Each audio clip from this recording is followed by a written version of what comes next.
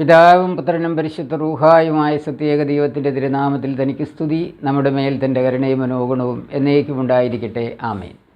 കർത്താവിൽ ഏറ്റവും സ്നേഹമുള്ളവരെ, പരിശുദ്ധ സഭയുടെ 40 നോമ്പ് അവസാനിപ്പിച്ച് ലാസറിനെ ഉയർപ്പിച്ച ശനിയാഴ്ചയ്ക്ക് ശേഷം ഓശാന ഞായറാഴ്ചയിലേക്ക് നമ്മൾ പ്രവേശിച്ചിരിക്കുകയാണ്. നമ്മുടെ കർത്താവും രക്ഷിതാവുമായ യേശുക്രിസ്തുവിൻ്റെ ദൈവപുത്രൻ എന്ന നിലയിലുള്ള അത്ഭുതങ്ങളും അടയാളങ്ങളും തീർത്തതിന് ശേഷം കർത്താവിൻ്റെ യഥാർത്ഥ രാജ്യമായ സിയോനിലേക്കും അവൻ്റെ ദേവാലയമായ യെരുശലേം ദേവാലയത്തിലേക്കും രാജകീയമായി പ്രവേശിക്കുന്ന സന്ദർഭമാണ് ഓശാന ഞായറാഴ്ച. തൻ്റെ രാജ്യത്തിലേക്കുള്ള ഈ പ്രവേശനം അത് ഒലിവുമലയിൽ വെച്ച് തൻ്റെ 2 ശിഷ്യന്മാരായ ശമൂനെയും യൂഹാനുനെയും പറഞ്ഞയക്കുന്നുണ്ട്. ഇതാ, നിങ്ങളുടെ അടുത്ത ഗ്രാമത്തിൽ ചെന്ന് ഒരു കഴുതക്കുട്ടിയെ കെട്ടിയിരിക്കുന്നതായിട്ട് കാണും, ആ കഴുതക്കുട്ടിയെ അഴിച്ചുകൊണ്ടുവരിക എന്ന് പറയുന്നുണ്ട്. അങ്ങനെ കഴുതക്കുട്ടിയെ അഴിക്കുമ്പോൾ എന്തുകൊണ്ടാണ് നിങ്ങൾ കഴുതക്കുട്ടിയെ അഴിക്കുന്നതെന്ന് ചോദിച്ചാൽ, കർത്താവിന് ഇതിനെക്കൊണ്ട് ആവശ്യമുണ്ട് എന്ന് മറുപടി പറയുക എന്നും കർത്താവ് അവരോട് പറഞ്ഞു. അപ്രകാരമെല്ലാം സംഭവിച്ചു. അങ്ങനെ കഴുതക്കുട്ടിയുടെ പുറത്ത് ശിഷ്യന്മാർ വസ്ത്രങ്ങൾ വിരിച്ചു. യേശു അതിൽ കയറിയിരുന്നു യെരുശലേം ദേവാലയത്തിലേക്ക് പ്രവേശിക്കുകയാണ്. അപ്പോൾ സത്യത്തിൽ യഥാർത്ഥത്തിൽ ആ കർത്താവിനെ എതിരേൽക്കേണ്ടിയിരുന്നത് തൻ്റെ സ്വന്തം ജനമായ യഹൂദ ജനമാണ്.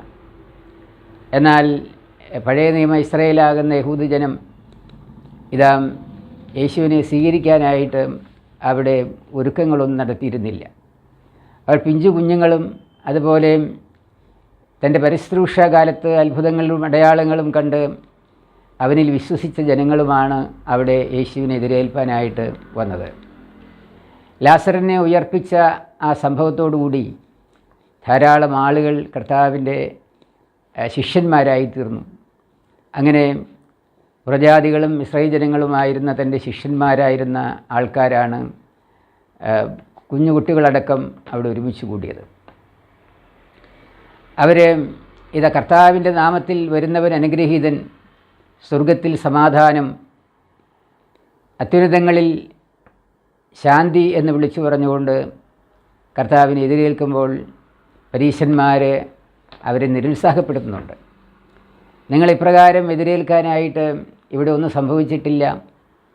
കൈസറല്ല ഇവിടേക്ക് വരുന്നത്, ഹെരോദോസമല്ല വരുന്നത്, ഒരു സാധാരണ മനുഷ്യൻ മാത്രമാണ് എന്ന് പറയുമ്പോൾ കർത്താവ് പറയുന്നുണ്ട്, ഇവർ ആർത്ത് വിളിക്കുന്നില്ലെങ്കിൽ കല്ലുകൾ ആർത്ത് വിളിക്കുമെന്ന്. അങ്ങനെ യെരുശലേം ദേവാലയത്തിലേക്ക് പ്രവേശിച്ചു. അവിടെ ദേവാലയത്തിൽ വിൽക്കുകയും വാങ്ങുകയും ചെയ്തിരുന്നവരെ ഒരു ചാട്ടവാറ് കൊണ്ട് അവരുടെ പീഠങ്ങളെ മറിച്ചിടുകയും അവരെ അവിടെ നിന്ന് നീക്കം ചെയ്യുകയും ഉണ്ടായി. തൻ്റെ ദേവാലയത്തെ കർത്താവ് ശുദ്ധീകരിച്ചു. ഇതാ, എൻ്റെ ആലയം സർവ്വജനങ്ങൾക്കുമുള്ള പ്രാർത്ഥനാലയം എന്നറിയപ്പെടുമെന്ന പ്രവചനവചനം അവിടെ നിറവേറുകയും ചെയ്തു. പ്രിയമുള്ളവരെ, ഇത് എന്തൊക്കെയാണ് ഇത് സൂചിപ്പിക്കുന്നത്?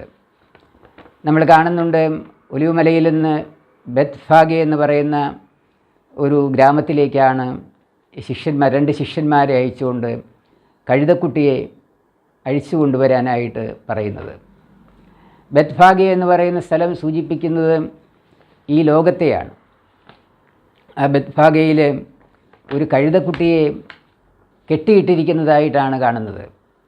ആ കഴുതക്കുട്ടിയെ ഈ ശിഷ്യന്മാർ ചെന്ന് അഴിച്ചു കൊണ്ടുവരുന്നു. ഈ 2 ശിഷ്യന്മാർ സൂചിപ്പിക്കുന്നത് പ്രവചനങ്ങളിലൂടെ കർത്താവിൻ്റെ അറിയിപ്പ് നൽകിയ പ്രവചനത്വവും അതുപോലെ യേശുക്രിസ്തുവിൻ്റെ ശിഷ്യന്മാരായി കർത്താവിനെ പ്രഘോഷിച്ച അപ്പോസ്തലന്മാരുടെയും പ്രതീകമാണ്. ഇപ്പോൾ ലോകത്തിൽ പിശാച് മനുഷ്യനെ, ഈ കഴുതക്കുട്ടി മനുഷ്യൻ്റെ പ്രതീകമാണ്, മാനവരാശിയുടെ പ്രതീകമാണ്. ആ മനുഷ്യനെ പാപത്തിൽ ബന്ധിച്ചിട്ടിരിക്കുകയാണ്. ആ ബന്ധനാവസ്ഥയിൽ നിന്ന്, ലോകത്തിൻ്റെ ബന്ധനത്തിൽ നിന്ന്, പൈശാചിക പീഡയിൽ നിന്ന് അപ്പോസ്തലന്മാരും പ്രവചനവും അത് മോചിപ്പിച്ചു കൊണ്ടുവരുന്നതിൻ്റെ സൂചനയായിട്ടാണ്, അതിൻ്റെ മുൻകുറിയായിട്ടാണ്, പുതിയ നിയമ ഇസ്രായേലിൽ സംഭവിക്കാനിരുന്ന ആ സംഭവത്തിൻ്റെ മുൻകുറിയായിട്ടാണ് ഈ കഴുതക്കുട്ടിയെ അഴിച്ചു കൊണ്ടുവരുവാനായിട്ട് കർത്താവ് പറയുന്നത്. വീണ്ടും നമ്മൾ കാണുന്നുണ്ട്, ഇതാ, ഈ കഴുതപ്പുറത്ത് കയറി കർത്താവ് ദേവാലയത്തിലേക്ക് എഴുന്നള്ളുകയാണ്. ആ ആ കഴുതപ്പുറത്ത് കയറുന്നത് അഹങ്കാരത്തെ തകർക്കുന്നതിൻ്റെ ഒരു പ്രതീകമായിട്ടാണ്. സാധാരണ രാജാക്കന്മാർ വരുന്നത് കുതിരയുടെ പുറത്താണ്, അല്ലെങ്കിൽ മേൽത്തരം മൃഗങ്ങളുടെ പുറത്താണ് വാഹനമേറി വരുന്നത്. എന്നാൽ ഇവിടെ അതിനെയെല്ലാം തിരസ്കരിച്ചുകൊണ്ട് ഇതാ മഹത്വത്തിൻ്റെ രാജാവ് വിനയാന്വിതനായിട്ട് വരികയാണ്. കർത്താവിൻ്റെ നാമത്തിൽ വരുന്നവൻ സ്വർഗത്തിൽ സമാധാനം എന്ന് ആർത്ത് വിളിക്കപ്പെടുന്നുണ്ട്. അപ്പോൾ യേശുക്രിസ്തു ദൈവത്തിൻ്റെ പുത്രനാണ്. ഈ ആഘോഷം അല്ലെങ്കിൽ ഈ സ്വീകരണം സ്വർഗത്തിൽ നടക്കപ്പെടുന്നു. ദൈവത്തിൻ്റെ ആലയത്തിലേക്കാണ് അവൻ പ്രവേശിക്കുന്നത് എന്നുള്ളതിൻ്റെ എല്ലാം സൂചനയാണത്. നമ്മുടെ കർത്താവും രക്ഷിതാവുമായ യേശുക്രിസ്തു തൻ്റെ പരിശുശ്രൂഷ നിർവഹിച്ച സമയത്ത് ദേവാലയങ്ങളിലോ സിനഗോഗുകളിലോ അദ്ദേഹം അംഗീകരിക്കപ്പെട്ടിരുന്നില്ല.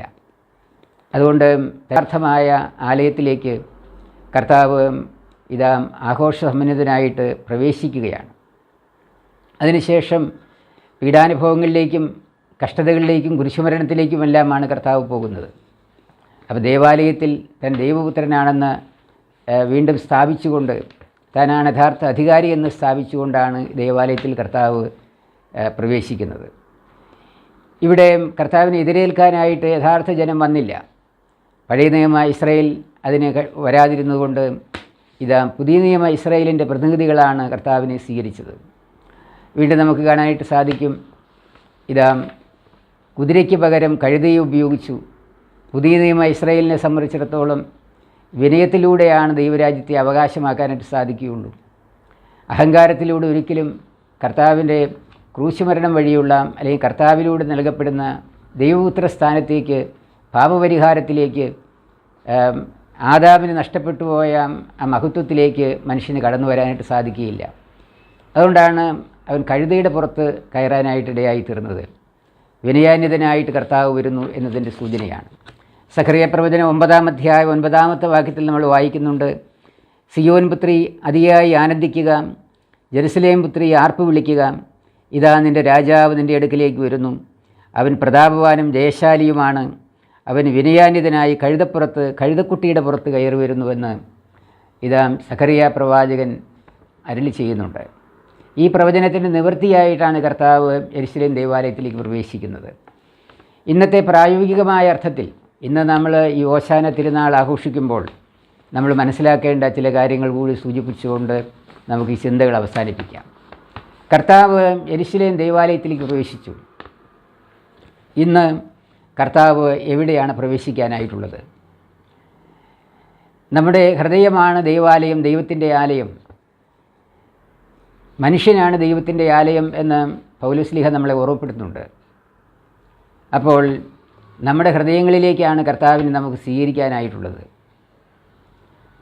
കർത്താവിനെ ഹൃദയങ്ങളിലേക്ക് സ്വീകരിക്കാനായിട്ട് അവൻ വിശുദ്ധ കുർബാന എന്ന ആരാധനയെ സ്ഥാപിച്ചു. ഓരോ വിശുദ്ധ കുർബാനയിലും കർത്താവ് തൻ്റെ മഹത്വീകരിക്കപ്പെട്ട ശരീരവുമായിട്ട് പ്രത്യക്ഷപ്പെടുന്നുണ്ട്. തൻ്റെ ശരീരരക്തങ്ങളെ അനുഭവിക്കുക വഴിയായി ഉയർത്തെഴുന്നേറ്റ കർത്താവിൻ്റെ ശരീരവും രക്തവുമാണ് ഒരു വിശ്വാസി സ്വീകരിക്കുന്നത്. ഇവിടെ ഓശാന തിരുനാളിൽ ഇതാ കൊമ്പുകൾ ഉയർത്തിക്കൊണ്ട്, ഒലിവ് കൊമ്പുകളും അതുപോലെ ദക്കില കൊമ്പുകളുമെല്ലാം ഉയർത്തിക്കൊണ്ട് യേശുവിനെ സ്വീകരിക്കുന്നുണ്ട്. അത് സുഹൃത നടപടികളുടെയും നമ്മുടെ പാപപരിഹാരത്തിന് വേണ്ടിയുള്ള ഒരുക്കത്തിൻ്റെയും ഒക്കെ സൂചനയാണ്. സുഹൃത നടപടികളോടുകൂടിയാണ് കർത്താവിനെ നമുക്ക് സ്വീകരിക്കാനായിട്ട് സാധിക്കുകയുള്ളൂ. അനുരഞ്ജനം എന്ന കൂദാശയിലൂടെ, കുമ്പസാരം എന്ന കൂദാശയിലൂടെ പാപമോചനം പ്രാപിച്ച് ഒരുക്കേണ്ടതായിട്ടുണ്ട്. ഇസ്രായേൽ ജനം ഒരുങ്ങിയില്ല.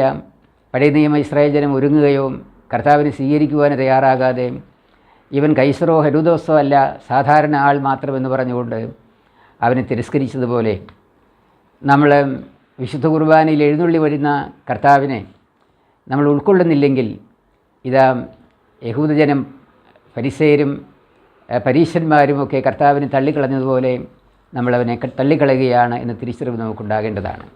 ഓരോ വിശുദ്ധ കുർബാനയിലും ഇതാ ഈ ഓശാന തിരുനാൾ അത് വീണ്ടും പുനരാവിഷ്കരിക്കപ്പെടുന്നുണ്ട്.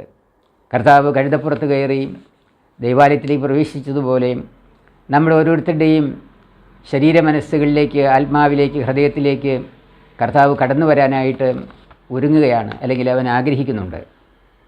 അവനെ സ്വീകരിക്കുവാനായിട്ട് ഇതാ അന്ന് അവിടെ കൂടിയ പിഞ്ചുകുട്ടികളും അതുപോലെ ശിഷ്യന്മാരും അവനെ സ്വീകരിച്ചതുപോലെ നമുക്ക് നമ്മുടെ ഹൃദയങ്ങളിലേക്ക് സ്വീകരിക്കാനായിട്ട് സാധിക്കുന്നുണ്ടോ? അതോ പഴയ നിയമ ഇസ്രായേലിൽ അവനെ തിരസ്കരിച്ചതുപോലെ അവനെ സ്വീകരിക്കാതിരിക്കുകയാണ് നമ്മൾ ചെയ്യുന്നത് എന്നാണ് ഈ ദിവസത്തിൽ നമുക്ക് ചിന്തിക്കാനായിട്ടുള്ളത്. അതുകൊണ്ട് ഈ നോമ്പിൻ്റെ അവസാന ദിവസത്തിൽ, നോമ്പിൻ്റെ അവസാനം കഷ്ടാനുഭവത്തിലേക്ക് ആഴ്ചയിലേക്ക് പ്രവേശിക്കുന്നതിന് മുമ്പ് ഈ ഓശാന ഞായറാഴ്ച പിതാക്കന്മാർ ആരാധന വർഷത്തിൽ ക്രമീകരിച്ചിരിക്കുന്നുവെന്ന് മാത്രമേ ഉള്ളൂ. ഓരോ ഞായറാഴ്ചയും ഒരു ഓശാന ഞായർ തന്നെയാണ്, കർത്താവിനെ സ്വീകരിക്കാനുള്ള ഞായറാഴ്ചകളാണ്.